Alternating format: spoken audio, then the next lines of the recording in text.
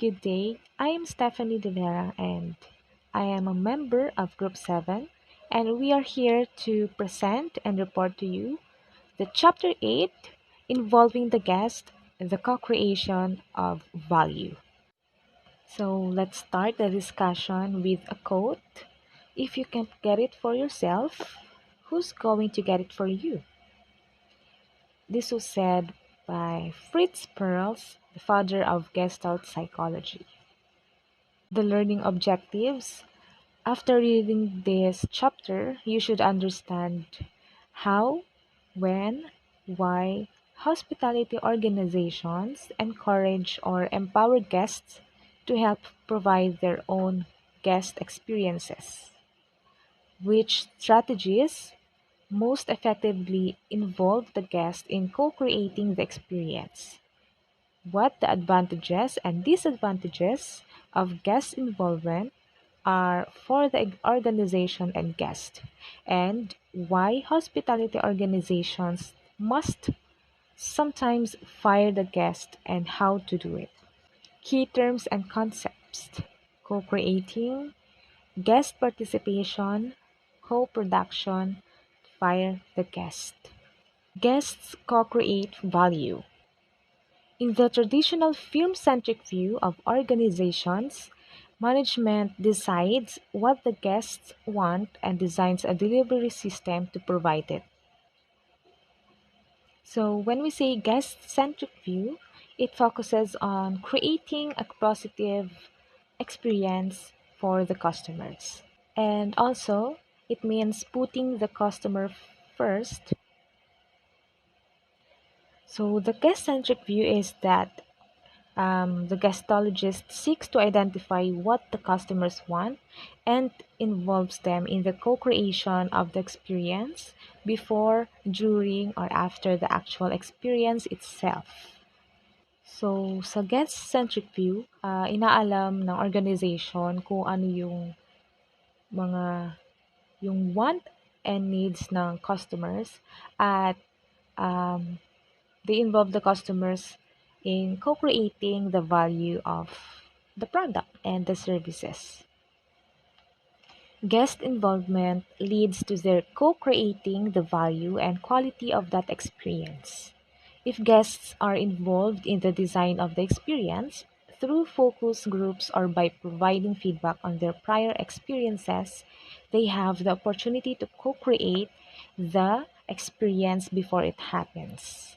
So, when we say co creating, it is one of the business strategy kung saan ini-involve nila yung customers or yung guest para ma-create yung value or yung experience sa isang organization.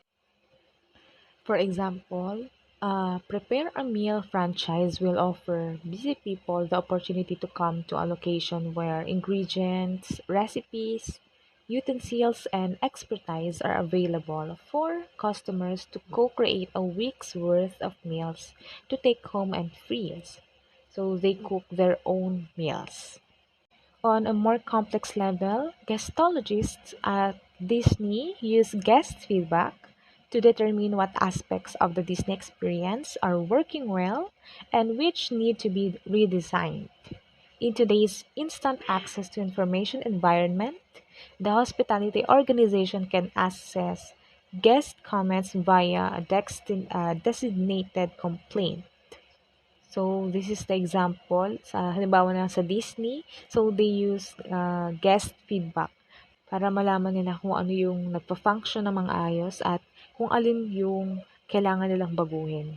So, malaking tulong yung feedback ng customers, of course, kasi sila din naman yung um, makaka-experience no. So, dahil nga sa panahon ngayon na mara, ah, mabilis na yung access o madali na yung access natin sa information dahil sa technology.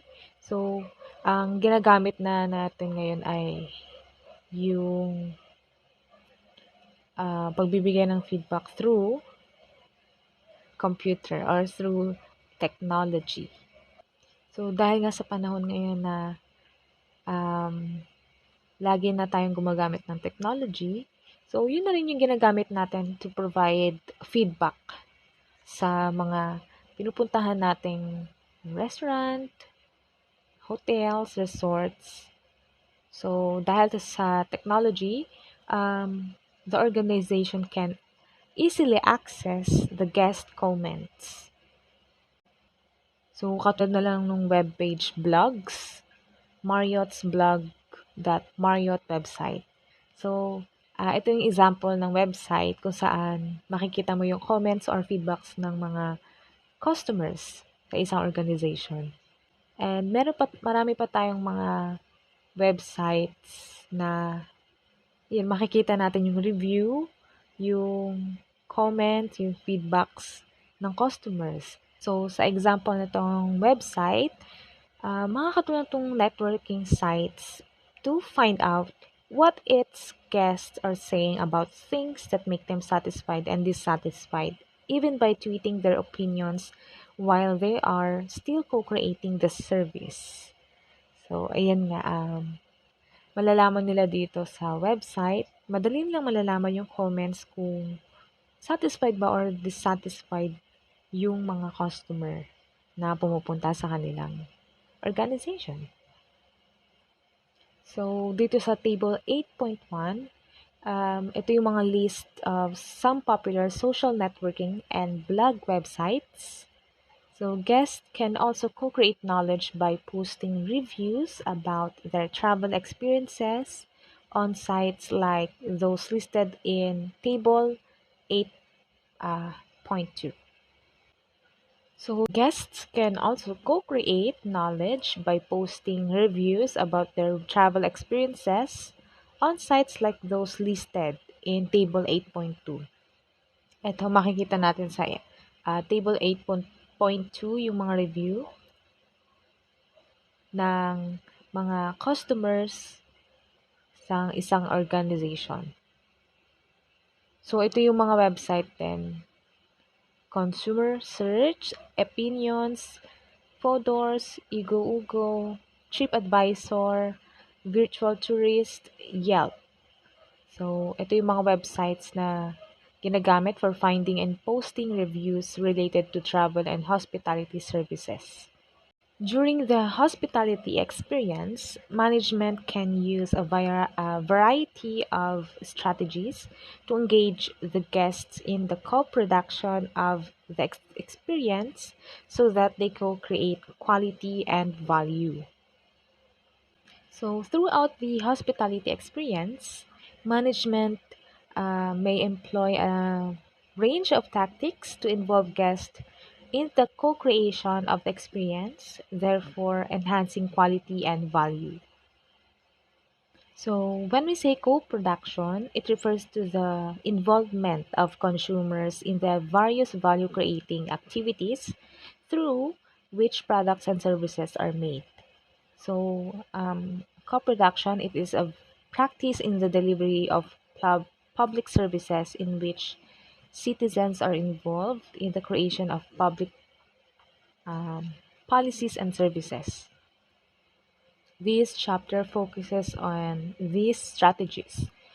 A later chapter will present strategies that management can use to engage its guests in co-creating value after the experience.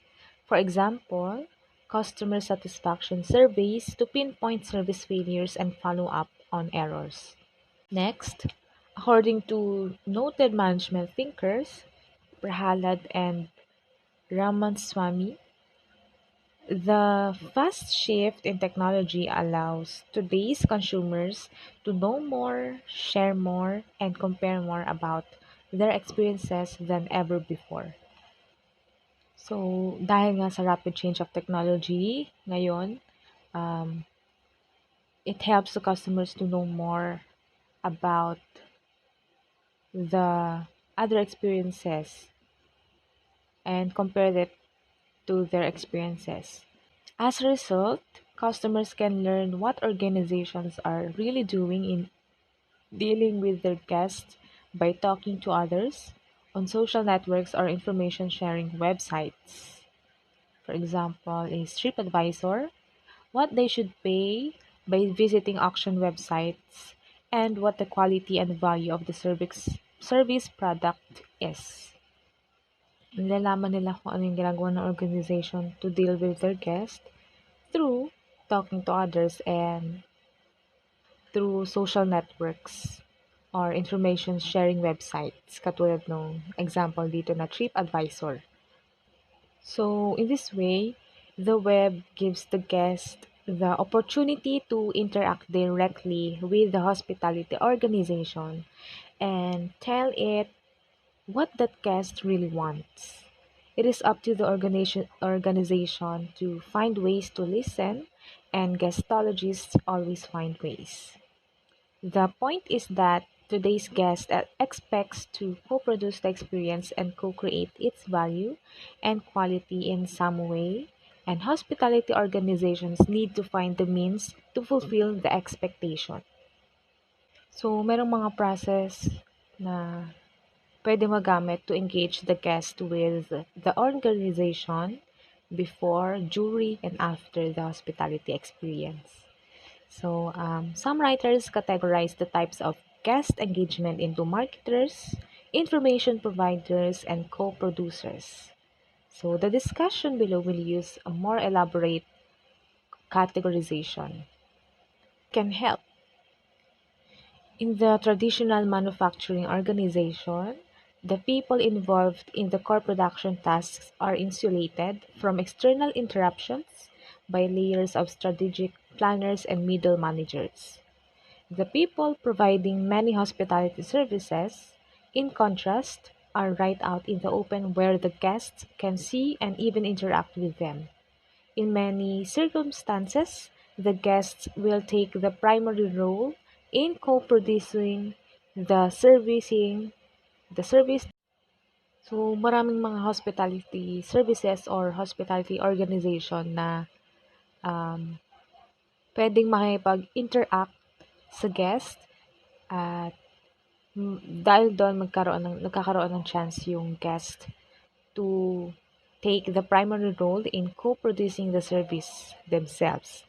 So, example na lang dyan yung mga salad bars in restaurants, and mga self-service check-ins at airports, and yung mga self-service technologies like web-based restaurant, airline, and hotel reservation sites. Pati na rin yung sa mga fast food chains, katulad ng Jollibee, yung McDo, KFC. So, nagkakaroon ng interaction between the employees and the customers, lalo na doon sa mga fast food restaurants. Doon mas na papakita ng guest yung co-creation and co-production. A crucial implication for hospitality organizations when they involve guests in co-producing the guest experience, either indirectly or observers or directly as participants, is that they must remain constantly aware that a server or a web screen is like to be the point of contact between the organization and the guests. So, pag na-involve ang guest or yung customer in co-producing the guest experience, they can be observers or directly as participants. So sinasabi dito na a server o yung web screen is the point of contact between the organization and the guest. So instead of relying on highly paid, experienced, and loyal executives or well trained sales representatives serving as the point of contact with customers and the outside world, the hospitality organization must rely on its frontline servers or a web page to represent the company. And so para maiwasan yung sobrang laking gastos para sa mga experienced and loyal executives, para lang magkaroon or ma-represent yung organization. So, pwedeng mag-rely yung hospitality organization sa mga frontline servers o sa web page. Pwede silang gumawa ng web page to represent the company. So, mas madali pa yung gawin, tsaka mas mababawas pa sa gastos para sa company. Both the server and the website represent the initial moments of truth for creating the guest's first impression of the organization.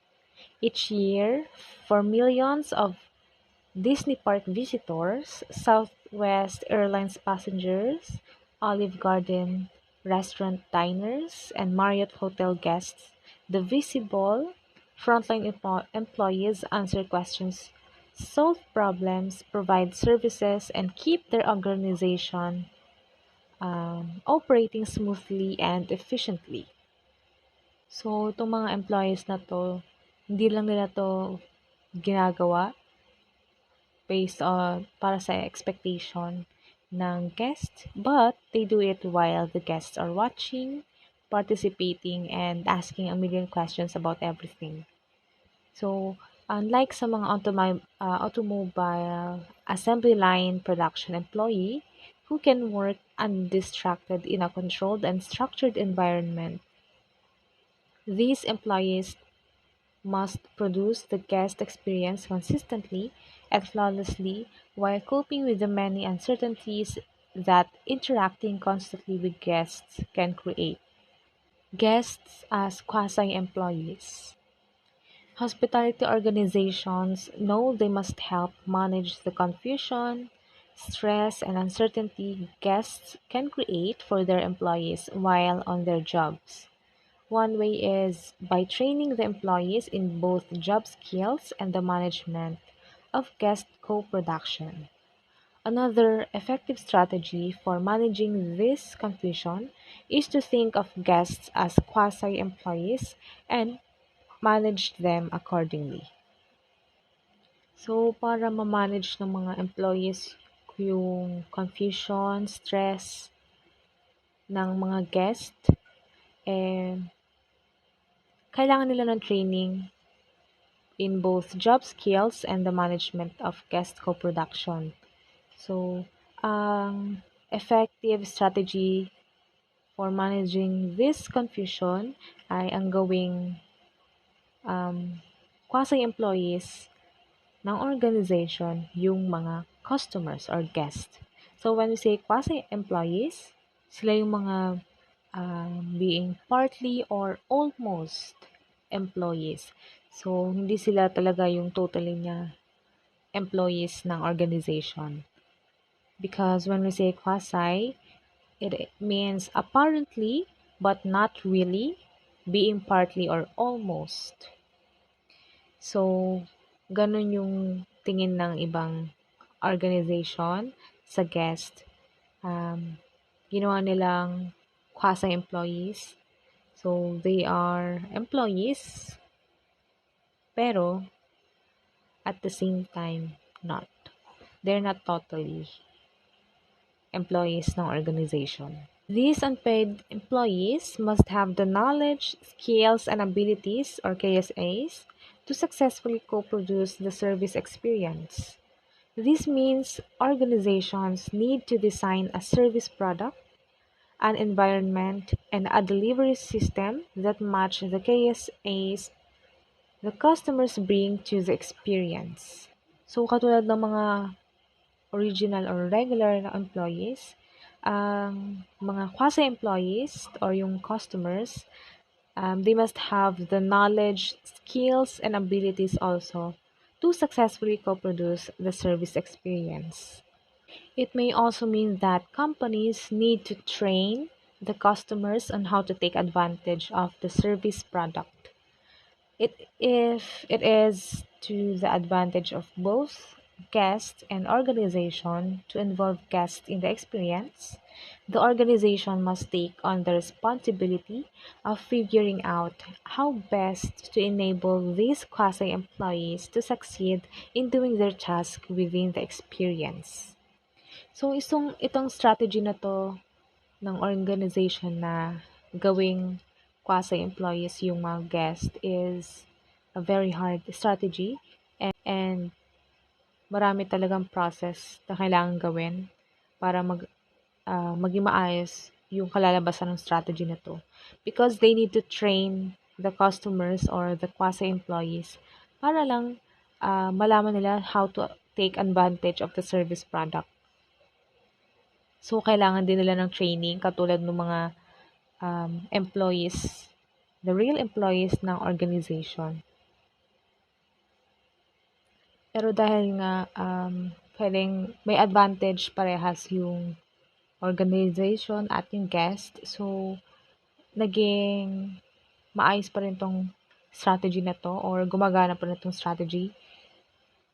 Ang kailangan lang gawin is to figure out how best to enable these quasi-employees to succeed in doing their task within the experience. So, unlike sa mga customers ng typical manufacturing organization, guests are actually paying the hospitality organization to be successfully managed, putting an extra burden on management to manage them effectively. So, there are three-step strategy for managing these quasi-employees, according to Benjamin Schneider and David Bowen. Number one step is carefully and completely define the roles you want guests to play. In effect, do a job analysis similar to that developed in Chapter 5 for employees. Define the knowledge, skills, and abilities required to perform the jobs identified as desirable and appropriate for guests. So yun, as a hospitality organization, kailangan alam mo kung ano yung role o kung ano yung mga ipapagawa mo sa quasi-employees mo or sa guests mo. So, para malaman mo kung ano yung job roles na babagay sa guest, you can create a job analysis for them. And alamin mo rin kung ano yung knowledge, yung skills, and abilities nila para malaman mo kung swak nga ba yung ibibigay mong role or job role for them. Number two, make sure that guests know exactly what you expect them to do and that they are physically able, mentally prepared, and sufficiently skilled to do those tasks. Show guests that performing the task is to their benefit. Give them a reason to do the task well. So, may mga guest tsaka hindi lahat ng guest gustong makisama or ma-involve sa co-creation and co-production ng product and services. So, para mas mapapayag mo sila, sabihin mo, pwede mo sabihin sa kanila kung ano yung mga benefit makukuha nila kapag din ginawa nila yung mga task na yun. At syempre, kailangan alam ng mga guest mo kung ano yung ina-expect mong gawin nila kung ano yung ina-expect mong gawin nila sa organization. Number three, once task performance is underway, evaluate the guest's ability and willingness to perform well. In effect, conduct a performance appraisal on the guest to ensure that the experience being co-produced is meeting the guest's expectations. If it's not, identify what needs to be fixed. Does the guest needs further training? Is something about the setting or delivery system impeding the guest's success? So, habang ginagawa ng guest yung kanilang task performance, you can evaluate the guest's ability and willingness to perform well. So, para malaman yung kung nagagawa ba or nagpe-perform ba ng maayos ng mga guest yung task nila, you can conduct a performance appraisal to ensure that the experience being co-produced is meeting the guest expectations. So, kung hindi maganda yung result, you can identify what needs to be fixed. Dahil nga nag-conduct ka ng performance appraisal. So, kung hindi man naging maayos yung kalalabasan, it means kailangan pa ng training, more training for the guest, or kung may problema man sa delivery system, impeding the guest success. So, being a quasi-employee, so gagawin mo yung mga bagay na ginagawa rin ng real employees sa isang organization. Pero may limitation yung mga kailangan mong gawin since hindi ka naman totoong employee ng organization na yon. So, the customers should not co-produce those parts of the experience where their performance may be too dangerous for them, time consuming, or when it would be too difficult for the customer to master the necessary skills. So, for example na lang dyan sa airline passengers don't help fly the plane, although they may be asked to make sure they pick up the trash so that the plane can be prepared for its next flight more quickly. And by assessing each component of the entire guest experience carefully, the hospitality provider can identify those parts of it that might be designed to discourage, encourage, or even require guest co-production. A restaurant could offer a low price self-service buffet to discourage patrons requesting expensive wait staff. Another is a hotel might provide self-service check-in kiosks to encourage its guests to avoid waiting for an available front desk agent, or airline might require self check ins with a kiosk assistant available only to help when guests have computer problems. In each of these instances, customers can choose to have an employee serve them, or they can produce their own service product, go get their salads, access their hotel rooms, or print their own boarding passes. So, as a customer, may chance silang pumili kung ano yung gusto nila. Kung gusto man nilang may employee na mag-serve para sa kanila, or kung gusto nilang pagsilbihan yung sarili nila. Like pagkuha ng pagkain sa buffet, pag-access sa mga hotel rooms, or print their own boarding passes. Organization decides. Some hospitality organizations do not offer the guest any choice. They either design parts of the experience in ways that make guest participation impossible, or structure it so that the guest must participate to some extent. A quick serve restaurant is quick serve and expensive because it requires customers to serve as their own order takers, servers, and table clearers, without the cost of servers bustling about taking a variety of customized orders, filling glasses, and picking up dirty dishes. McDonald's and Burger King can save money and offer a quick, less expensive food product than a fine dining restaurant can. So, since sa mga fast food chain na katulad ng McDonald's and Burger King, um, yung mga customers doon, they have the guest participation. Since sila na mismo yung kumuha ng order nila, sila na yung gumagawa ng mga bagay na hindi ginagawa sa fine dining restaurant. So, kaya dahil doon since kaya namang gawin ng ibang guest or customers yung mga bagay na yun, hindi na kailangan ng McDonald's and Burger King na mag-hire ng mga employee na gagawa ng mga bagay or ng task ng katulad nun. So, in the fast food service setting, the customer must participate somewhat but cannot be allowed to take over completely. So, yun nga, hindi naman pwedeng gawin na lahat ng customer since may mga limitations talaga na dapat nilang gawin at hanggang doon lang. So, the efficiency of the quick serve process is based on a carefully engineered food production system that ensures a consistent quality and safe food product. Katulad na lang ng allowing customers to cook their own burgers and fries would significantly interfere with production efficiency while creating substantial food safety and sanitation problems.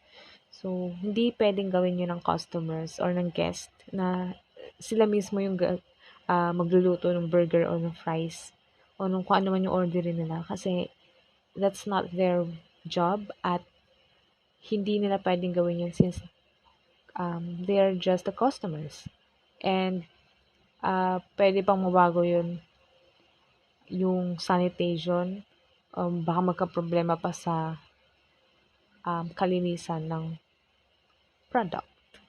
So, yung mga quick serve restaurants, they gain efficiency by letting the customers serve themselves in the part of the service delivery system that takes place in front of the counter. Yun, sa mga fast food restaurants. So, sila mismo yung order, sila yung lalapit sa counter para ibigay yung order nila. Pero, they do not allow the customers behind the counter where they can slow down the production process or jeopardize food safety. Organizations need to think through when and where to let guests co-produce their own experience and how much co-production there should be. Sometimes, guest participation makes sense for the organization and the guest, and sometimes it does not. The challenge is to identify which situation is best regarding the amount of co production that leads to the greatest value for the guest. And so, kailangan pa rin pag-isipan ng organization on when and where to let guests co-produce their own experience. Hindi basta-bastang ginagawa or pinapagawa yung task. Minsan kasi hindi nakakatulong yung ibang um, customers or guests doon sa task na ibibigay natin sa kanila. So, kailangan pa rin talagang pag-isipan kung kailan o at saan mo dapat gamitin yung ganong strategy. Strategies for involving the guest. A guest can be involved with a hospitality organization in several ways. As a consultant or source of expertise and quality information, as a marketer, as part of the environment for other guests, as co-producer of the experience, or as a manager of the service providers and systems. Some of these involvements may sound unlikely, but they are all common. So, may mga iba't ibang strategies ang organization to involve the guest in co-creating the experience and value. First is guests as unpaid consultants. When the hospitality organization asks its guests what they like or dislike about the guest experience, they become unpaid consultants and act as quality control inspectors. Since their input regarding their experiences will become part of the information that management uses to review and adjust the service product, environment, and delivery system, the guests are acting as expert consultants in giving this important feedback to the organization. So, kaya tinawag na unpaid consultants yung guest. Sila yung nakaka-experience sa organization. Sila din yung may chance or sila din yung may karapatan na magbigay ng feedback or magbigay ng mga review about sa organization. If kung maganda ba or kung may problema ba, kung may kailangan mang baguhin sa paraan or sa strategies na ginagawa ng organization.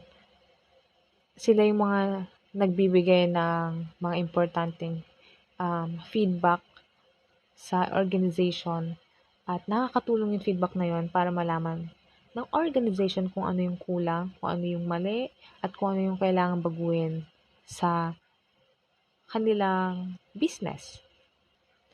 Using outsiders in this way is not unique to hospitality firms. Many other types of organizations systematically invite their suppliers, customers, and even communities to provide feedback about how they are doing. Ayan, so hindi lang customers or yung guest yung pwedeng mag-provide ng feedback or ng review. Pwede rin yung mga suppliers, and even the communities about how they're doing. So, mas maganda kung mas malawak yung pagkonsultahan mo, paghingan mo ng feedback para mas marami ring review o mas marami ring mga feedback na maaaral mo or malalaman mo. Organizations also frequently invite customers to participate as members of focus groups. As discussed in a later chapter on assessing service quality, these groups are designed to give expert feedback about the service experience to the service provider, and no one can be more expert on that experience on it or its quality and value than the customer themselves. Next, guests are as marketers. Everyone has asked a friend or colleague about a hospitality experience. The person who just came back from a terrific meal, a resort stay that was beyond expectations, or an amazing cruise is eager to talk about it. Likewise, the person who just returned from a ruined dining experience, terrible hotel stay, or the cruise with bad food and service is equally eager to talk about it, perhaps more so. Guests are excellent marketers for good or bad service. They are asked by their friends and acquaintances for their opinion in both face to face communications and through web based social networking media, and this word of mouth can make or break a hospitality organization. Recognizing the power of this marketing medium, the customer, especially when the service experience is bad, is an important part of the manager's responsibility and will be covered in greater detail in the chapter on fixing service failures. So, ang mga guests ay tinatawag ding marketers since they promote or they badmouth the organization based on their experiences. So, kung maganda yung experience ng guest sa lugar na yon, pwede niyang ikwento yung mga bagay na na-experience niya, yung mga bagay na magaganda, at mas mag-boost yon or mas mag-bloom yung company or yung organization since nasabi na niya sa iba or bigay niya yung feedback niya. So, kung maganda nga yung experience ng guest doon sa organization na yon, um, pwede niyang i-encourage yung friends niya, yung family, o yung kahit sino man na pumunta rin sa company na yon or sa organization na yon at doon na nagsisimula kung paano maging marketers ang guest. So, kapag na So, hindi lang through face-to-face communication pwedeng sabihin ng mga guest yung na-experience nila, kundi pwede rin siyang sa social media, pwede silang mag-post ng opinion nila about sa experience nila about doon sa organization or sa company na pinuntahan nila. More recent development in using guests to co-produce marketing is the group coupon sites. The basic idea is to get people to organize into large enough groups so that they can qualify for a discount or special rate on a service. Websites like Groupon and Living Social negotiate with retailers for a special price on items like spa services, paintball, or specialty restaurants. So these sites reward people for marketing. Sa living social naman, a person can get a specific deal free if he or she gets three others to sign up for it. Both sites can give dollar rewards to users who recruit friends. In other words, these sites use guests to market to other guests using their social networks in a powerful way. The communications technology used today in combination with the existing social networking sites offer, offer amazing opportunities to use guests as active marketers for a wide variety of hospitality organizations. Guests as part of each other's experience. If you enjoy simply watching other guests, you may think of them as part of the service environment. If other guests are especially important to your enjoyment of your experience, you might even consider them a part of the service product itself. So, for example, um, karamihan sa mga tao, they don't like to go to an empty restaurant or movie theater. Um, Enjoying the experience along with other people, even strangers, is part of the package. So, pag pupunta tayo sa mga movie theater, restaurant, um, mas gugustuhin natin yung mas maraming tao kasi um, parang mas magiging masaya or you'll not feel alone when you're with them, even strangers. So, and they can be part of your uh, entertainment or a product service. Isa pa is yung sa mga water park, amusement park, theme park. Um, Pag pupunta tayo do'n gusto natin yung maraming tao, punong-puno ng tao kasi mas magiging masaya tayo kung maraming taong nakikita at siyempre mas masaya yung nakikita mo rin yung ibang tao na nag-e-enjoy katulad mo. For example, at one of Coney Island's earliest amusement parks, Steeplechase, there was a stadium set up next to a rotating barrel of love so that the customer could watch others fall down in a tangle with complete strangers and look foolish. For them, the opportunity to watch other people falling down awkwardly was an important part of the amusement experience.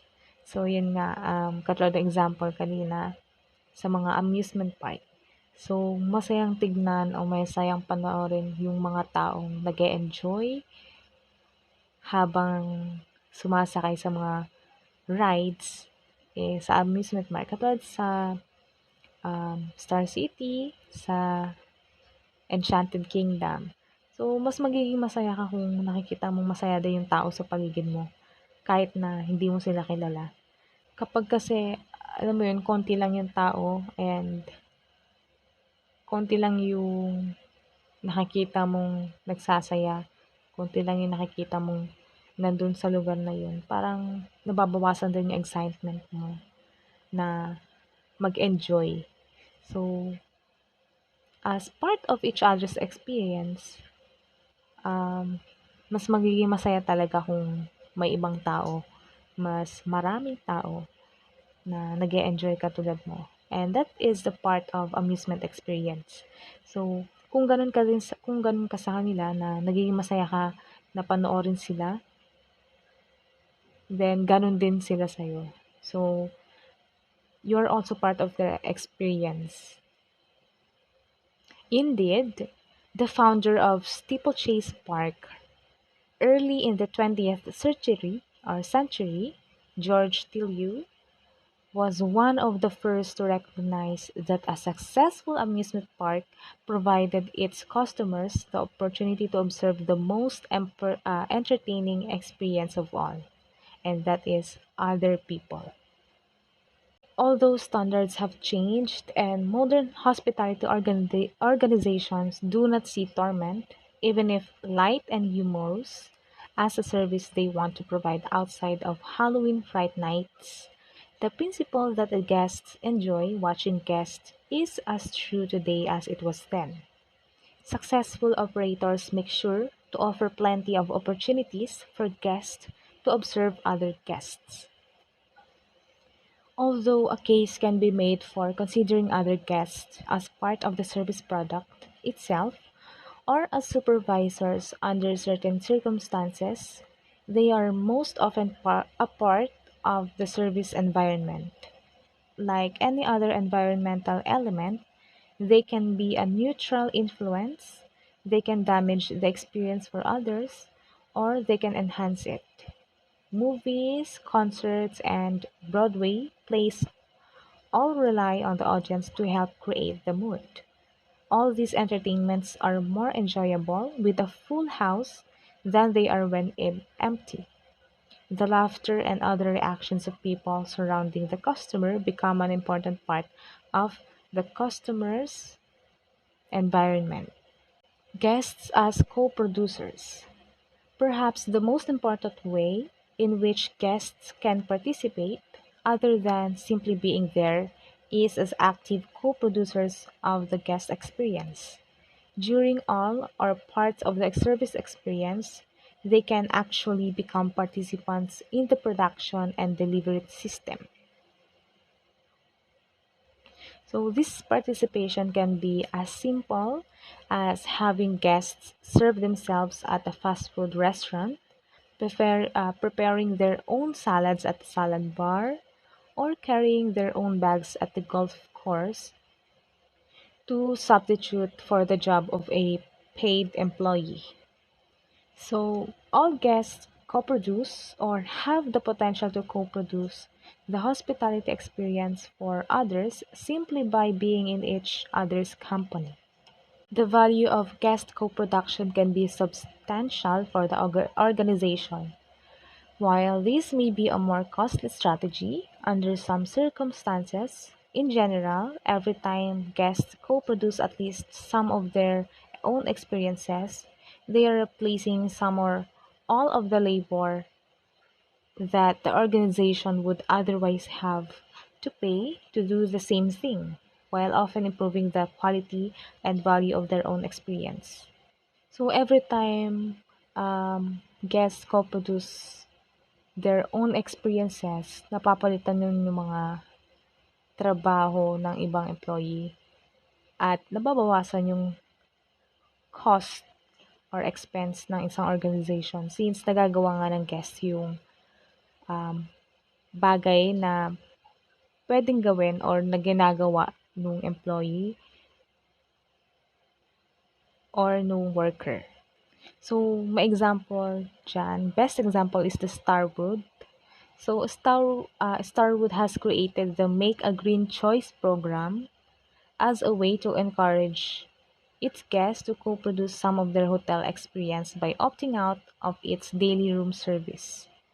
So, dito sa program na to, kung hindi cooperate yung guest sa to co-produce in the organization, um, linens and towels are clean as usual. Pero kung yung guest indicates that they do not need the room cleaned, Starwood gives them a $5 gift card and loyalty points to reward their participation. So Starwood reports that they have had an 8 to 12% participation rate and that it is growing. At a hotel, the co-production initiative amounted to 188 rooms that did not need to be cleaned per night.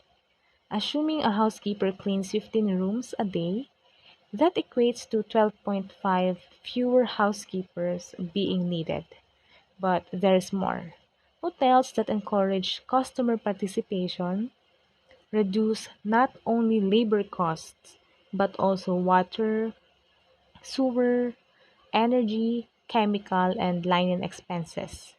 A win for the environment as well. So, Starwood's Sheraton Shuttle, for example, used 900,000 fewer gallons of water and 9,000 fewer gallons of chemicals in 1 year. So, yun nga, nagbibigay sila sa mga guest ng reward kapag nag-participate yung guest to co-produce the experience in the organization. So, madali lang naman yung gagawin ng guest. Di mo lang kakailanganin ng employee na linisin yung room mo, ng employee na ibibigay kung anong kailangan mo kasi kaya mo namang gawin yon mag-isa. So, hindi ka lang nakatulong, nagka-reward ka pa. And I think that's the best of the strategies sa organization here. So, next is the advantages of co-production for the organization. Advantage of co-production for the organization. The organization gains several advantages by having the guests co-produce their experience. First, co-production may reduce employee costs. Generally, the more guests do for themselves, the fewer employees the organization needs to employ. In addition to being an obvious labor-saving strategy, co-production allows the organization to use the talents of its employees better. So, advantage ng co-production sa organization is yung mababawasan yung employee na need nilang pasahudin kasi more on self-service siya ng bawat guest.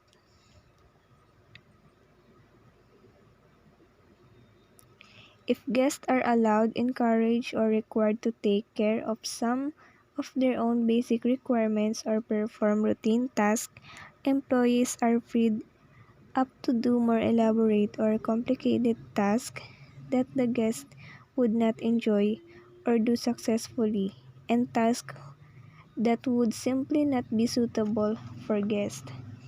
So, kung more on self-service na yung meron, like yung mga simpleng needs ng guest ay sila na yung gumagawa, ang trabaho naman ng mga employee na nandun is yung mahihirap or mga mahalagang role na di basta-basta pinapayagan yung guest na gawin nila for themselves.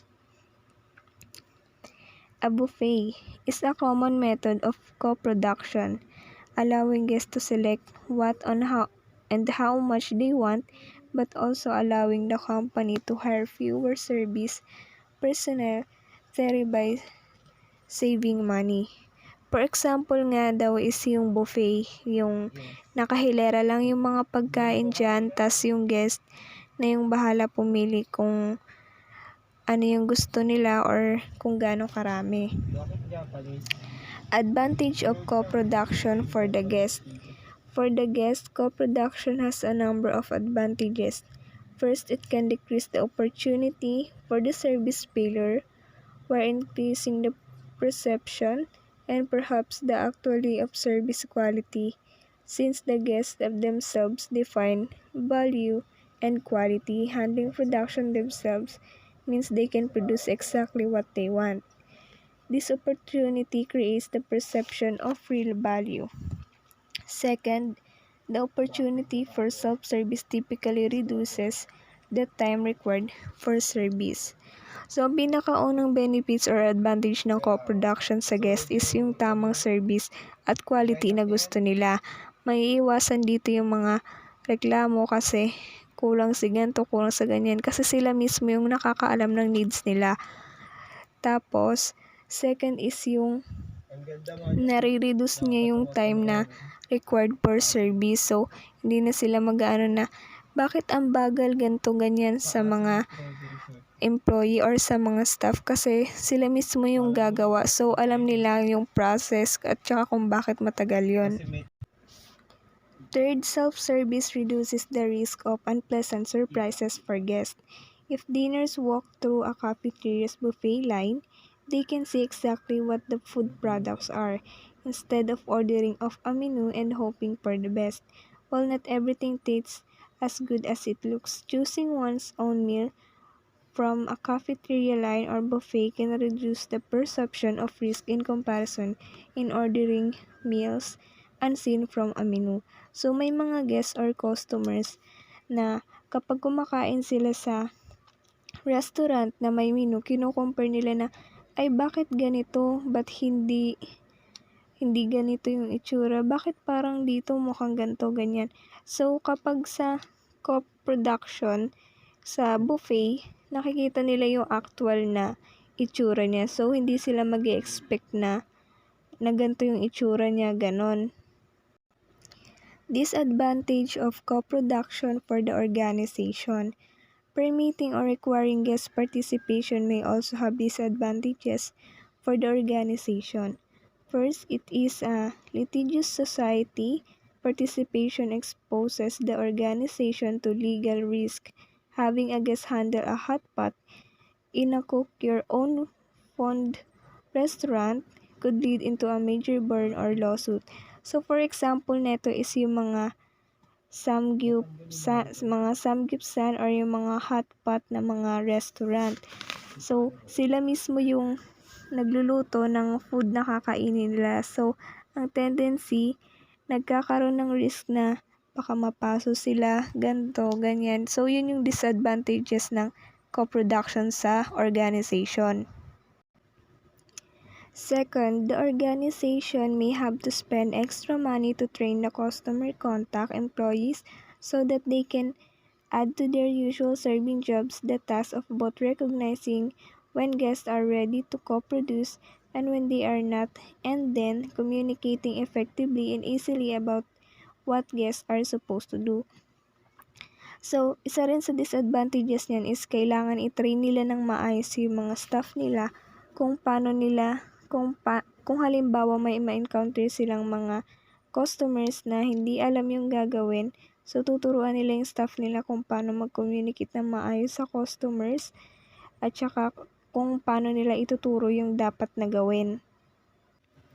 Hiring and training people to perform the necessary job skills at, say, a modern copy center is one thing, but to allow or encourage self-service, the organization must go beyond basic job skills to hire and train people who can successfully teach customers to how computers and scanners or copy machines. So, sa panahon ngayon, lahat nag-modernize na yung mga restaurant, hindi na sila makipag-usap sa customers sa pagkuha ng order. So, karamihan ng fast food ngayon may mga automatic na machines na ikaw na mismo yung pipili kung ano yung food na gusto mo or gusto mong orderin. So, may mga hindi pa nakaka-adapt na mga tao sa paggamit ng mga modern technology na ganyan. So, may mga nakabantay silang staff na magtuturo sa kanila ng basic kung paano gawin yung umorder dun sa technology na yon. Yung employee na yon, siya yung magaling magturo na maiintindihan talaga ng mga newbie na customer. One of the most interesting challenges of self-service technologies is to ensure that customers do not fail while using the technologies or get confused and discouraged to the point that they abandon the use of technology and the company offering it. So, dapat talaga yung mga nakabantay is kailangan or yung mga customer ay may alam talaga dapat sa technology na meron yung isang restaurant or fast food para maiwasan yung mga pagkakamali na sila na ay wag na nga akong o-order kasi ang hirap naman, ang daming alam, ganon. Kasi kailangan alam nila yon na naturo sa kanila ng maayos or na-guide sila para maiwasan yung mga ganong bagay or ganong problema. This means that successful hospitality organizations must not only train their guest contact employees to recognize when guests are ready, willing, and able to participate in the co-production for their experiences, but also carefully design their service systems and service setting to accommodate the variation in guest capabilities. So, as a successful hospitality organization na nagiging modernized na tayo ng mga technology, dapat minimake sure natin na yung mga technology na nilalabas natin is madaling maka-adapt yung mga tao doon, na madaling maintindihan, na halos dapat karamihan ng tao ay capable na intindihin yung ganong sistema para na rin sa company at saka sa mga customers na madalian sila. Signs in a self-serve cafeteria must indicate clearly where the entry point is, where the trays, silverware, and napkins are, and how the dinner is supposed to proceed through the food selection and payment procedure. The cafeteria workers must be alert to confused looking people wandering around, looking for signs, directions, and instructions on how to participate successfully in food delivery process. So, yung mga ano sa restaurant or sa isang company, dapat naka-indicate malinaw lahat kung saan nakalagay yung ganto, ganyan. Kailangan tama. May mga signs na nagpapaalala sa mga customers na dito to nakalagay, ganto, ganyan, or dito mo matatagpuan yung gantong bagay. Tapos, dapat yung mga staff is aware sila sa mga naku-confuse na tao. Kung baga, observe silang maigi sa mga customers na baka naku-confuse para malapitan nila at maturo nila kung ano yung mga dapat malaman ng isang customer. At Let's Dish, guests create their own meals which they then take home to eat later. Although the service product is all about the guest participating and enjoying the cooking of the product, employees must be ready to step in to assist those guests who need help. So may mga may mga restaurant talaga na ang pinapagawa talaga mismo or pinapatry is yung customer. Tapos, kumbaga experience din nila yun. Tapos, yung mga staff or mga employees, ready dapat sila lagi na ituro yung mga next step para maiwasan yung mga conflict or pagkakamali sa kailangan ng guest dun sa gagawin nila. Instead of having not particularly articulate cooks in greasy aprons producing meals, and an out-of-sight kitchen, involvement of the guest in a food production system means that the organization must hire employees who can communicate easily with diners, maintain a neat appearance, and ensure the kitchen and other visible food preparation areas are always clean and healthy looking to meet the guest expectation. So, yung mga out of sight na kitchen, yung mga nakikita ng guest na pinagpe-prepare ng food ng mga kitchen crews, dapat panatilihin nilang malinis, ganon. As much as possible, dapat maya't maya nililinis siya kasi yun yung nakikita ng customer, para masabi naman ng customer na ay malinis yung pagkakagawa dito, hindi yung mandidiri sila kasi madumi yung pinaggagawaan ng kakainin nilang pagkain. All this expensive because the cost of uniforms, the extra interpersonal skills required of the employees, and the rearrangement of the food production area to allow the guests to be involved in the food production process will add to the cost of the production system. Now, the employee must have the skills and abilities to be a coach, trainer, teacher, standard setter, fixer of problems, and manager of the guest flow through the delivery system. So, yung mga co-production na talaga yung nakikita talaga ng guest, yung kung paano pinuproduce yung pagkain nila or sila mismo yung gumagawa ng pagkain nila, is sobrang gastos talaga nun, lalo na sa mga gamit na panlinis or yung mga personal na gamit na pamprotekta. Kung halimbawa nito is yung apron na gagamitin ng guest, so kailangan bago yung ginagamit nila. So, gastos yun, kaya malaking epekto yun sa gastos ng isang production. Tapos yung mga employee nila, dapat mas skill siya. Yung skills niya is magaling siyang magturo, yung maiintindihan ng guest na hindi mako-confuse yung guest kung ano yung mga dapat niyang gawin. Disadvantage of co-production for the guest. From the guest perspective, co-production can have disadvantages. The most obvious one is the paying for guests may resent having to produce any part of that for which they are paying. Some task-oriented guests don't particularly want much guest-server interaction. They just want, for example, a quick meal. A production line approach suits them just fine. Other guests insist to thrive on close personal attention and that are willing to pay for it, or they may be uncomfortable with the technology used in place of the personal service. Another possible disadvantage that is guests may fail to co-produce the service properly. If you find that the items you assembled from the salad bar don't taste as good as you thought they would, or if your experiment with some new food selections from the buffet was not success, you will not have co-produced a wow for yourself.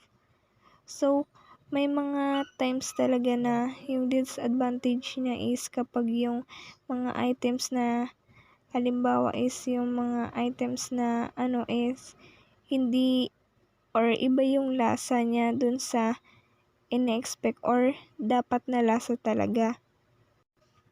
Hospitality organizations know that people tend to make credit for their success and attribute failures to someone else, usually the company. Excellent providers of customer service try to protect guests against self-service failures and create opportunities for their success. They want you to have the satisfying experience you expected when you choose them rather than a competitor.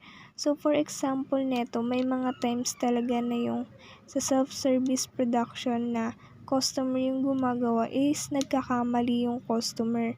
So, ang tendency, yung customer matataranta siya kasi mali yung gawa niya.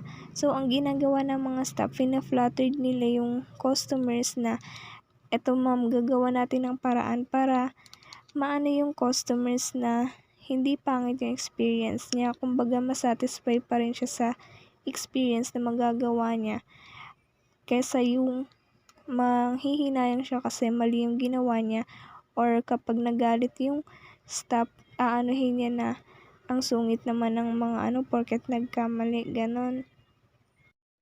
The high cost of failure. While unsatisfactory or unsuccessful co-production can be a minor annoyance to a restaurant patron, it can be disastrous if the cost of failure is great. If you run a dude ranch and let inexperienced riders go off alone on horseback, the result may be humiliation, broken bones, or worse, plus a lawsuit. Or imagine a situation in which you co-produce a fond meal with a peer, boss, or significant other and fail. The best hospitality organizations make every effort to ensure the guests succeed as co-producers, but the risk of failure is always there. The service must be sensitive and aware enough to recognize when a guest is about to fail, must take over before the failure occurs, or fix the failure, and be able to do all the things with sufficient grace, and the guest is not embarrassed by failing when others all around are succeeding. So, sa mga hospitality organizations na co-produce, kailangan yung mga staff talaga is observing talaga at saka maagap sila. Kumbaga, kapag alam nila yung mga next or mga napipredict nila yung magkakamali yung guest nila, inaagapan nila para maiwasan yung mahihiya yung guest kapag nagkamali sila. Kailangan Sa hospitality organization, inaano nila na maayos lahat na magkakaroon ng magandang experience yung customers sa co-production or self-service na ginagawa nila. So, motivating guests to co-produce. Guests can safely participate when they have the necessary knowledge, skills, and abilities to create the service product. But guests must be motivated to participate in the process.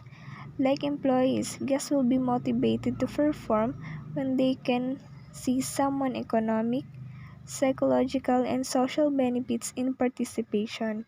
In any large geographically spread service setting like a zoo, museum, food court, cruise ship, or national park, customers who want a particular array or experiences must schedule them for themselves.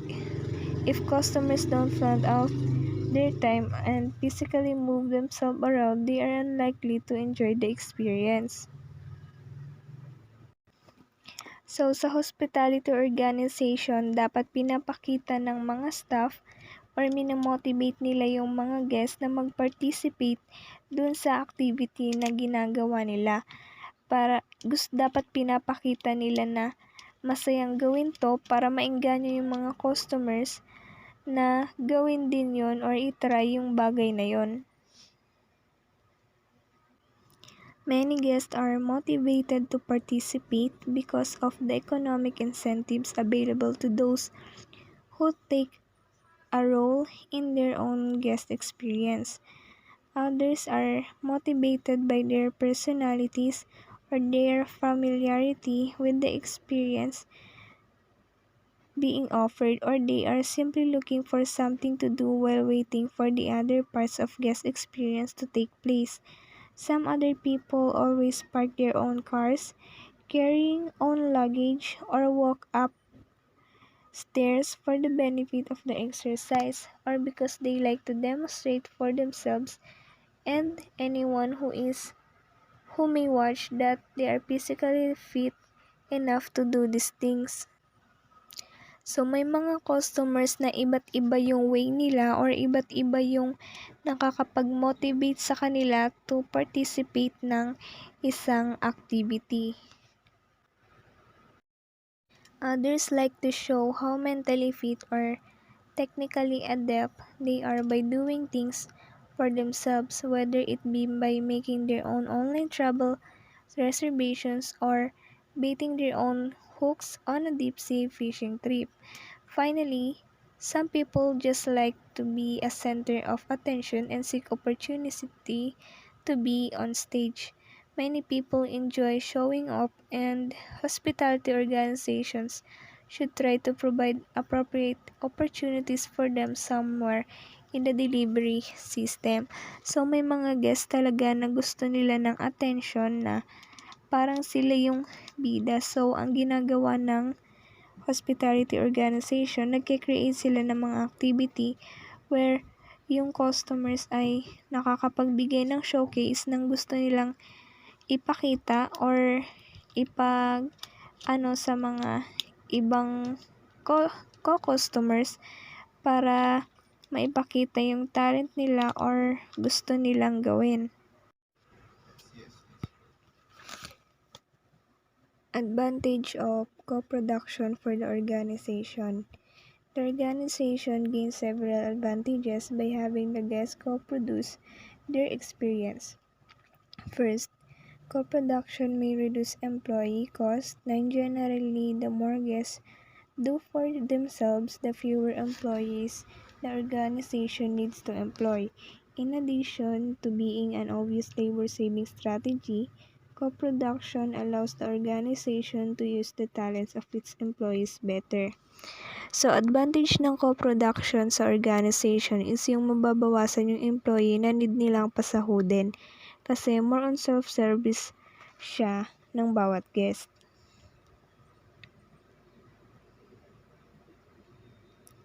If guests are allowed, encouraged, or required to take care of some of their own basic requirements or perform routine tasks, employees are freed up to do more elaborate or complicated tasks that the guest would not enjoy or do successfully, and tasks that would simply not be suitable for guests.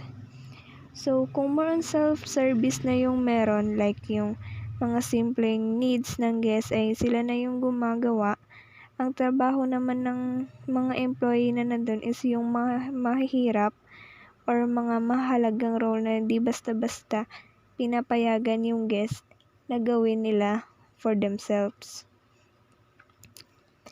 A buffet is a common method of co-production, allowing guests to select what on how and how much they want, but also allowing the company to hire fewer service personnel, thereby saving money.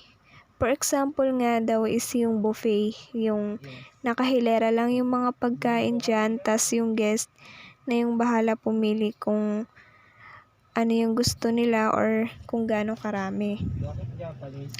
Advantage of co-production for the guest. For the guest, co-production has a number of advantages. First, it can decrease the opportunity for the service failure while increasing the perception and perhaps the actuality of service quality, since the guests of themselves define value and quality. Handling production themselves means they can produce exactly what they want. This opportunity creates the perception of real value. Second, the opportunity for self-service typically reduces the time required for service. So, ang pinakaunang benefits or advantage ng co-production sa guest is yung tamang service at quality na gusto nila. Maiiwasan dito yung mga reklamo kasi kulang si ganito, kulang sa ganyan. Kasi sila mismo yung nakakaalam ng needs nila. Tapos, second is yung nare-reduce niya yung time na required for service. So, hindi na sila mag-aano na, bakit ang bagal ganito ganyan sa mga employee or sa mga staff kasi sila mismo yung gagawa. So, alam nila yung process at saka kung bakit matagal yon. Third, self-service reduces the risk of unpleasant surprises for guests. If diners walk through a cafeteria's buffet line, they can see exactly what the food products are, instead of ordering off a menu and hoping for the best. While not everything tastes as good as it looks, choosing one's own meal from a cafeteria line or buffet can reduce the perception of risk in comparison in ordering meals unseen from a menu. So may mga guests or customers na kapag kumakain sila sa restaurant na may menu, kino-compare nila na, ay bakit ganito, ba't hindi ganito yung itsura, bakit parang dito mukhang ganito, ganyan. So kapag sa co-production, sa buffet, nakikita nila yung actual na itsura niya. So, hindi sila mag-expect na ganito yung itsura niya, ganon. Disadvantage of co-production for the organization. Permitting or requiring guest participation may also have disadvantages for the organization. First, it is a litigious society. Participation exposes the organization to legal risk. Having a guest handle a hot pot in a cook-your-own-fund restaurant could lead into a major burn or lawsuit. So, for example, neto is yung mga samgyupsal or yung mga hot pot na mga restaurant. So, sila mismo yung nagluluto ng food na kakainin nila. So, ang tendency, nagkakaroon ng risk na baka mapaso sila, ganito, ganyan. So, yun yung disadvantages ng co-production sa organization. Second, the organization may have to spend extra money to train the customer contact employees so that they can add to their usual serving jobs the task of both recognizing when guests are ready to co-produce and when they are not, and then communicating effectively and easily about what guests are supposed to do. So, isa rin sa disadvantages niyan is kailangan i-train nila ng maayos yung mga staff nila kung paano nila, kung halimbawa may ma-encounter silang mga customers na hindi alam yung gagawin, so tuturuan nila yung staff nila kung paano mag-communicate ng maayos sa customers at saka kung paano nila ituturo yung dapat na gawin.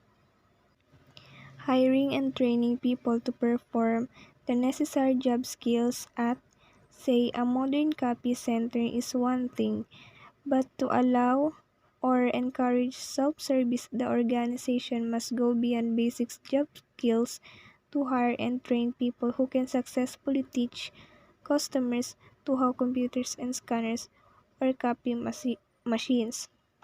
So, sa panahon ngayon, lahat nagmo-modernize na yung mga restaurant, hindi na sila makipag-usap sa customers sa pagkuha ng order. So, karamihan ng fast food ngayon may mga automatic na machines na ikaw na mismo yung pipili kung ano yung food na gusto mo or gusto mong orderin. So, may mga hindi pa nakaka-adapt na mga tao sa paggamit ng mga modern technology na ganyan. So, may mga nakabantay silang staff na magtuturo sa kanila ng basic kung paano gawin yung o umorder dun sa technology na yon.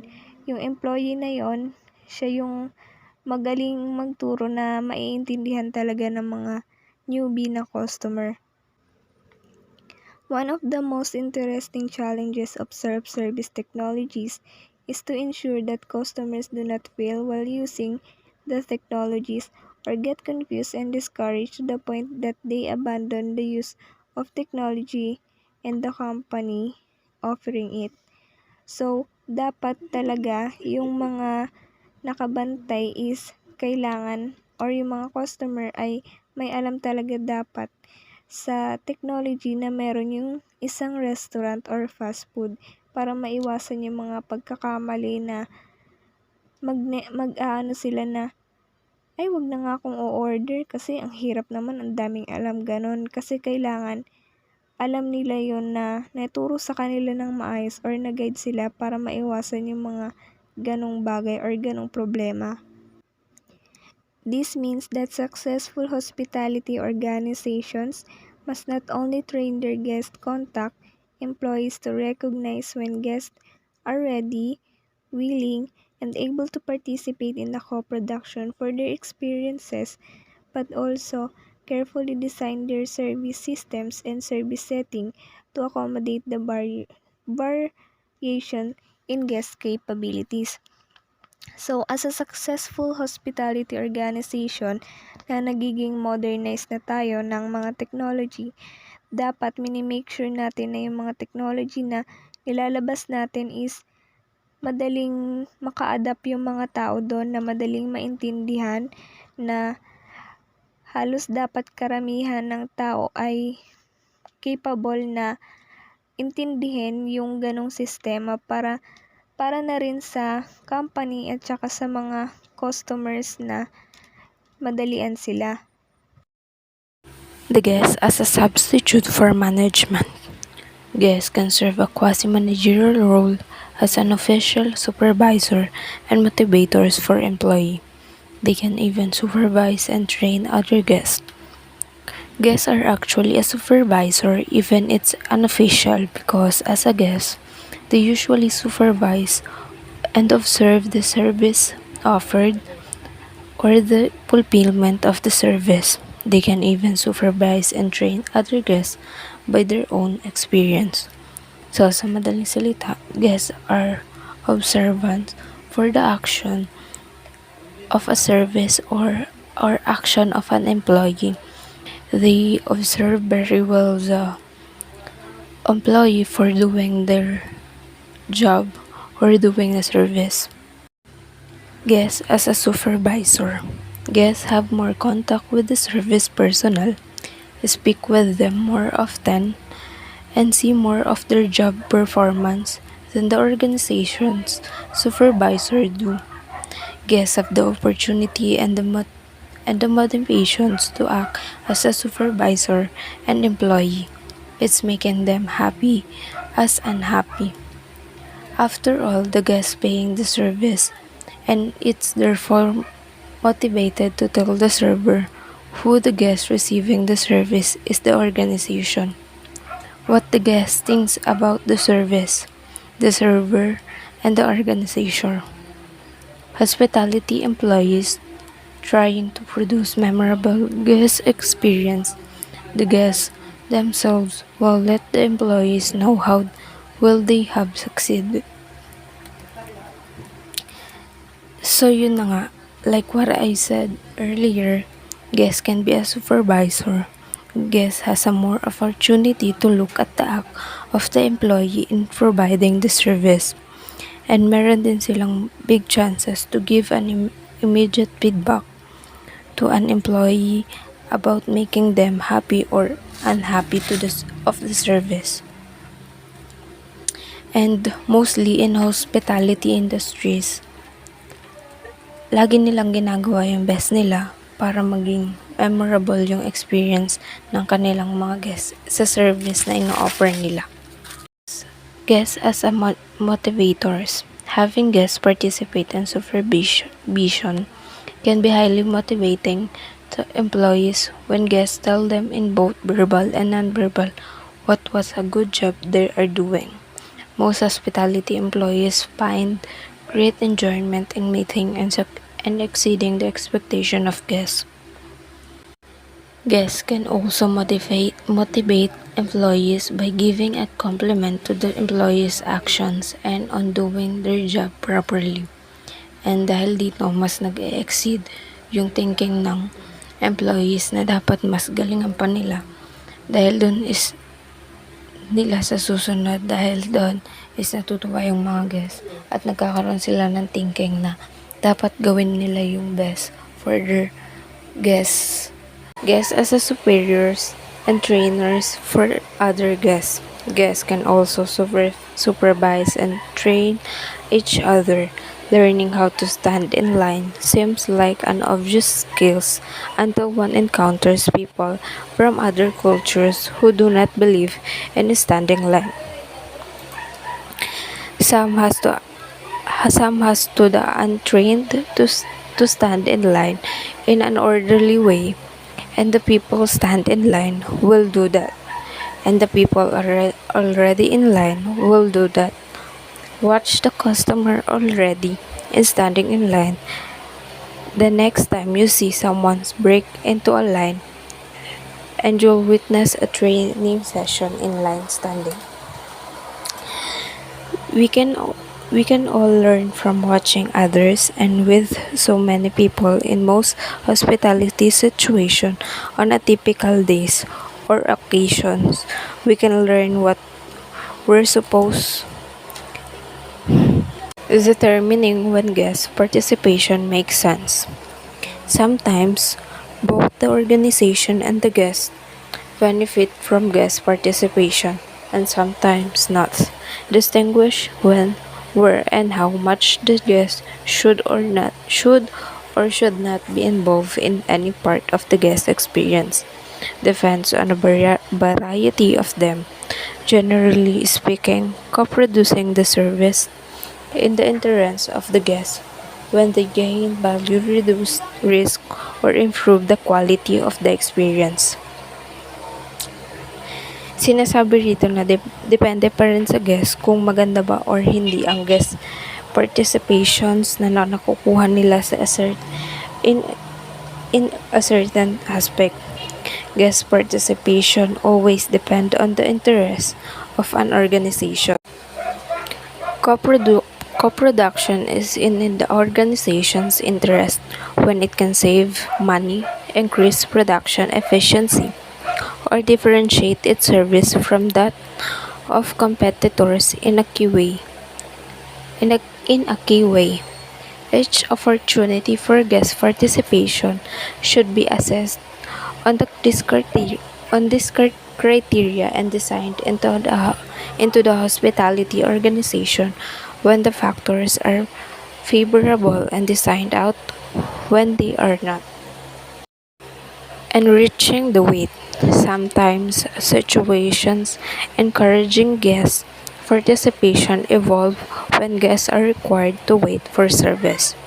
Organizations should try to decrease the feeling that the Wait is too long by giving guests something to do. Ideally, something that will enrich the overall experience. Sinasabi dito na masyadong mahaba ang paghihintay ng mga guests para sa services na maaari nilang makuha. Some organizations suggest to decrease the waiting time by giving them some things na nakakalibang para sa kanila. A good example is getting a group of people sitting on a delayed flight to participate in a sing-along, a technique frequently attributed to Southwest Airlines. Passengers get the opportunity to keep active while they are waiting for their flight to take off, and the singing may even enhance the experience by providing a pleasant way to pass the time. Kagaya dito sa example na to is mas na nalilibang yung mga guest or yung mga consumer or passenger sa ginagawa nila at hindi nila naiisip na masyado na silang matagal or nadidelay yung flight nila. Co-producing value. While some hospitality situations require participation and some guests look for opportunities to participate no matter what, almost everyone are happy to co-produce if it adds value to their experience. By definition, value can be added by reducing costs for the same quality, increasing quality for the same cost, or both. Costs include not only the price but also the other costs incurred by being involved in the guest experience. For example, if a potential guest sees a long line outside her favorite restaurant, the time cost of waiting for the next available table may be so great that she will willingly goes to a nearby cafeteria or fast food restaurant. To reduce the time cost of getting a meal, the guest may experience a decrease in a quality but expect the greater decrease in an overall cost to compensate for it. Similarly, guests who want to be sure of service quality may want to participate in providing service. Those guests derive from additional value from knowing that they are getting the service their way. Even non-hospitality organization like time and control, several dimensions of providing service can help us distinguish between situations when guests can beneficially be involved in co-production and when they should not. The research suggests surprisingly that only two factors are important: time and control. Each of these Each of these is of two kinds, real and perceived. With respect to time, the feeling of how long something takes is it as important to the guest as long it actually takes. In waiting lines, these real and perceived factors are discussed in detail. The same is true for control. The amount of control over the quality of value risk involved in or efficiency of the experience that guests think they acquire by participating is as important in determining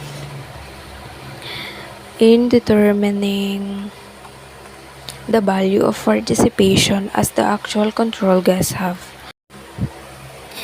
Time and control is really important for the guests dahil dito nila binabase kung gaano ba kahaba yung iintay nila para matapos or magawa yung service na kailangan nila. Example na lang dito is many resort facilities offer climbing wall for their guests to enjoy the feeling of rock climbing. The walls are designed to allow climbers to choose their own path up the wall and experience the acceleration of a successful rock climb. On the other hand, every climber is required to wear a safety harness to ensure that the occasional slip and falls do not turn into a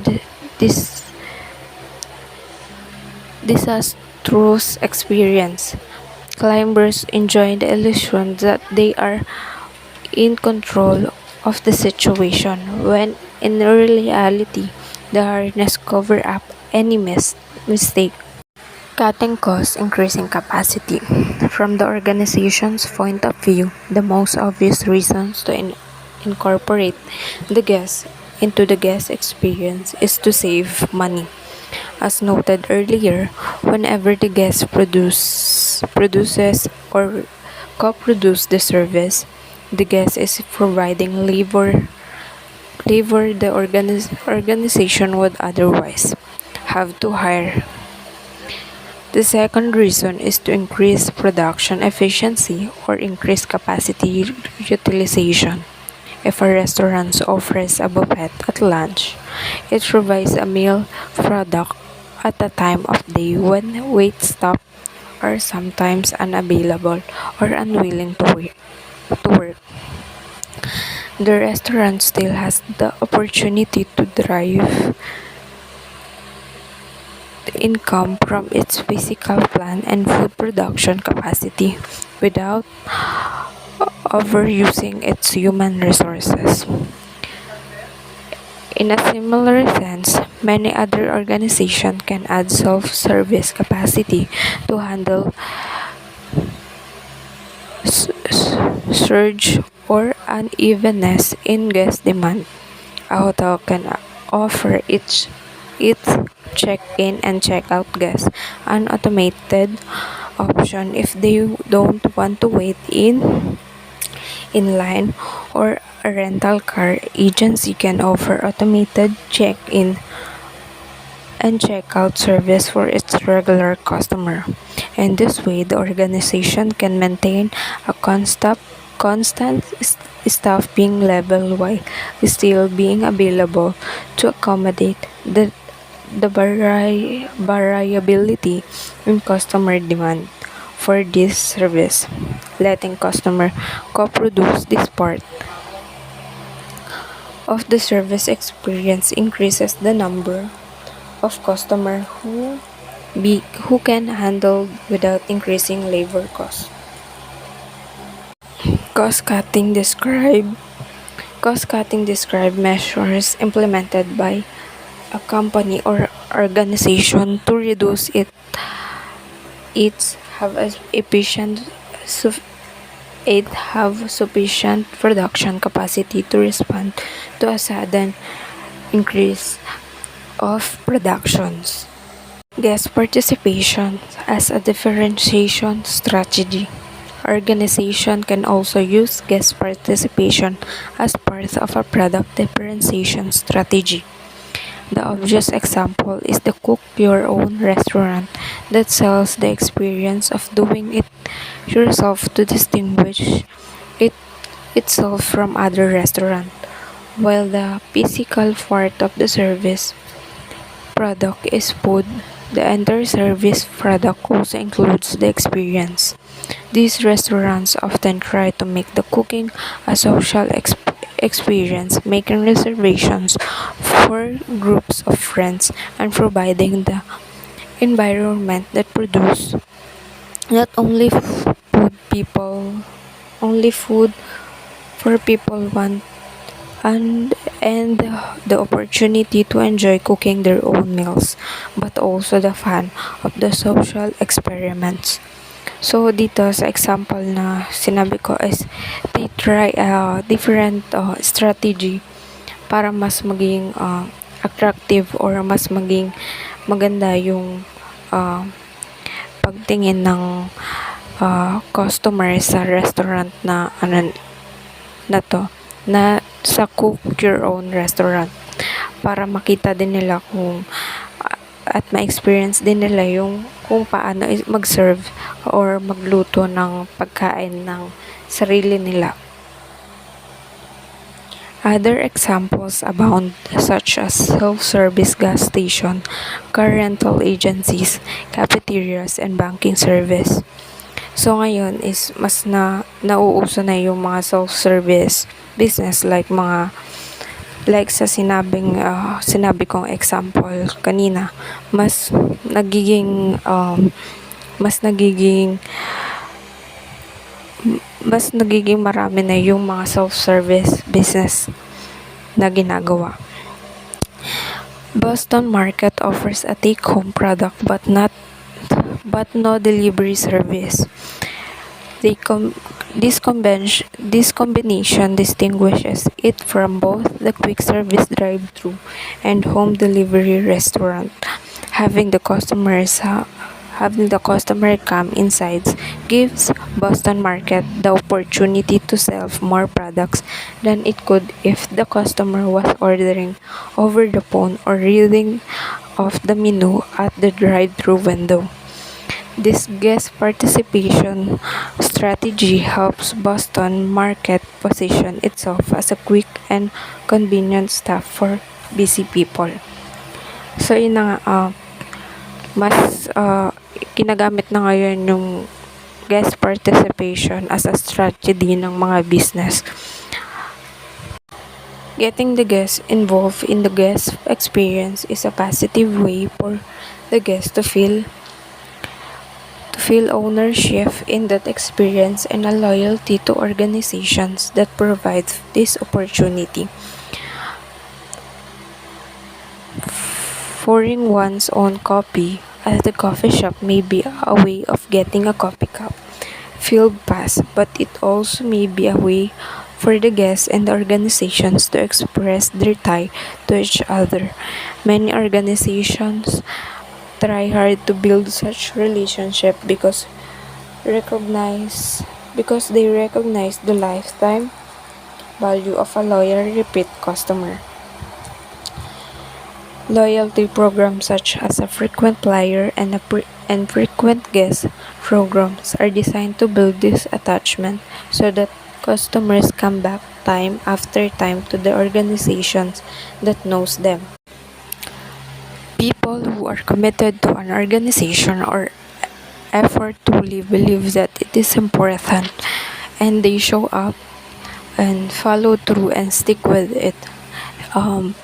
By building commitment, they assure the loyalty of their customer, and it shows that they really recognize their customer by knowing them.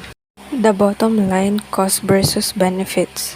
The key to deciding when to offer the guest the opportunity to participate is to do a simple cost-benefit analysis. The organization needs to be sure for both itself and the guest that the benefits of participation outweigh the cost. The organization will want to look closely at the cost. It will incur the cost of extra training or more elaborate skills requirements for employees, extra or simpler equipment necessary for guest use, and extra effort to lay out the service delivery system in a way that it is user friendly. In essence, these are the costs of training a guest to be a quasi-employee. Table 8.3 Advantages and Disadvantages of guest co-producing service. So dito sa table na to is makikita natin yung advantages and disadvantages ng co-producing service sa guest at sa organization. For guest advantages, it reduces service costs, it increases interest, saves service time, improves quality, reduces risk, chance to show up. And for disadvantages, may frustrate guests, may diminish service level, may not have needed KSA or the knowledge, skills, and abilities requires a learning curve period. And for the organization, advantages reduces labor costs, improves quality, reduces service failures, new market niche, enriches employee jobs, and further disadvantages increases liability risk, guest training costs, increases needs for employee training, increases design costs, may interfere with other units, variability in guests. Inviting guests to participate guidelines. The basic point is that some, but not all, situations lend themselves to using self-service or guest participation poll or for all guests. Two strategies are available to this hospitality organization contemplating how to gain the advantages of using guest participation while not incurring the disadvantages. First, they can let customer in their target market segment know that everyone entering the service settings must provide some of the service themselves. No one goes into a McDonald's expecting table service. The second strategy is to segment the service process so that guests entering the service setting can choose to participate or not.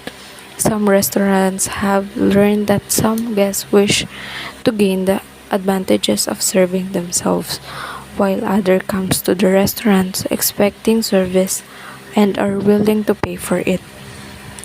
To accommodate these guests can decide whether to order off the menu or choose from choose from the buffet. So, guest participation are usually um, not necessarily or not doing in most of the time because sometimes the guests are paying for the service. One last point, firing the guest.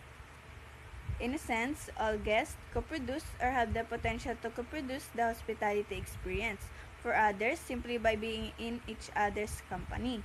If a well-mannered, well-dressed guest sits quietly and passively within the service setting, that guest may be no more than a minor enhancement, an adornment to the experience of other guests. Unfortunately, despite the old saying that the customer is always right, all organizations know that the customer is sometimes wrong by any reasonable standard. Certain extreme behaviors are unacceptable in any hospitality setting.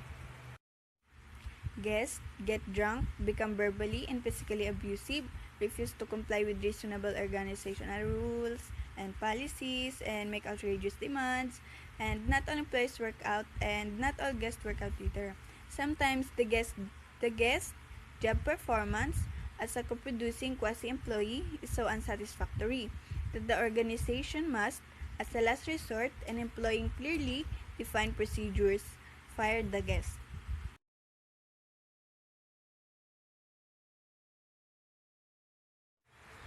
Firing airline passenger. Customer aggression is an unfortunate part of a service employee's workday, causing emotional exhaustion and absenteeism. The best hospitality companies recognize this reality and will intervene to support their employees necessary. Southwest Airlines, while always committed to customer service, has also worked diligently to protect its employees from such customer. Herb Kelleher, co-founder of Southwest Airlines, has said, "When we encounter a customer like that, we say to him, 'We don't want to see you again because of the way you treat our people.'" Kelleher made the point that the customer is not always right. If a passenger is abusive to a Southwest employee, Kelleher was known to have called the passenger on the phone. Customer complaints to management are common. Management complaints to customer are unusual. Employees appreciate this kind of support. The airlines in particular have trouble with guests. In 1 month, in 2006, over 1,300 incidents occurred on British aircraft flights, including passenger becoming angry at flight crews, punching attendants, trying to open an emergency door, headbutting a co-pilot, and trying to break into the cockpit. This is nearly double what it had been in the previous year. Airlines are taking actions to reduce and address air rage.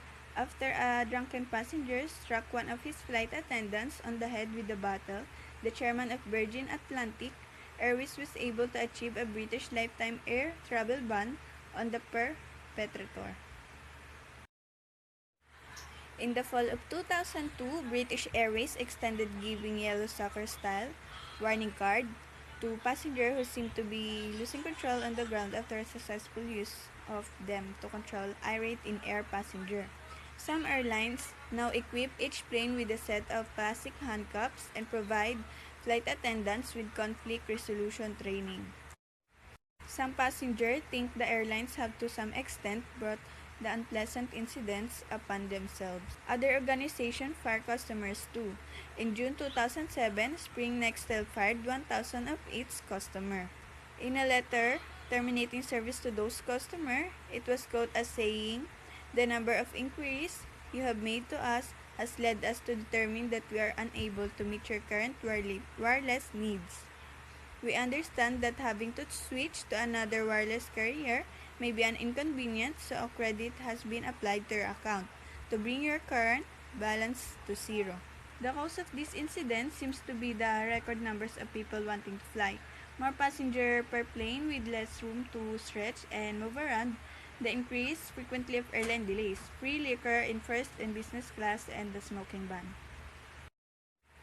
Determination of the hospitality relationship must occasionally be dramatic and abrupt, perhaps even implanted by a security guard, a large person wearing an event staff t-shirt, or a bouncer. Dramatic firing should occur when customer threaten the well-being or safety of other customer, employees, or themselves. No organization should tolerate customers who are threatening, excessively rude, or loud, or dangerous to others or themselves. If any customer threatens or endangers the physical and mental health of an employee, that employee should be empowered to tell the offender to go elsewhere for the service. As this organization is unable to continue rendering it, employees should also be trained on how to recognize such situation and procedures involved to get the assistance necessary to conduct the abrupt firings. Customer can also be fired subtly. Everyone realizes that organization place their advertising so that their target markets will see it. As in Bear Commercial, a company televised athletic events, but organizational advertising can also be carefully placed so that some customers never see the ads for a service, never get promotional mailings, or are never offered premiums for using the service. Sometimes this strategy is more overt, such as cruise lines' refusal to allow unaccompanied children under 18 to book passage, or a resort's hotel unwillingness to book a convention of an ex-convict, or a sign in a gift shop, "No shoes," or "No shirt," or "No service." Not even hospitality organizations are required to extend unlimited hospitality. They should of course give guests the benefit of doubt, however in the case of those few, guests who are demonstrably unable to participate appropriately in the experience that all have come to the hospitality provider to enjoy, the organization should not hesitate to hand them their hats and show them the exit. If at all possible, however, the dismissal should be accomplished with minimal harm to the guest, physical or mental well-being and dignity. The guest, like any employee, feels unfairly treated who is really angry about being dismissed or fired can become a source of long-term negative publicity. And badmouthing, although the firing of a guest is a response to a guest failure of some kind, the organization must realize that it has also failed in some way. The rude, troublesome guest had expectation, whether reasonable and realistic or not, and the organization failed to meet them.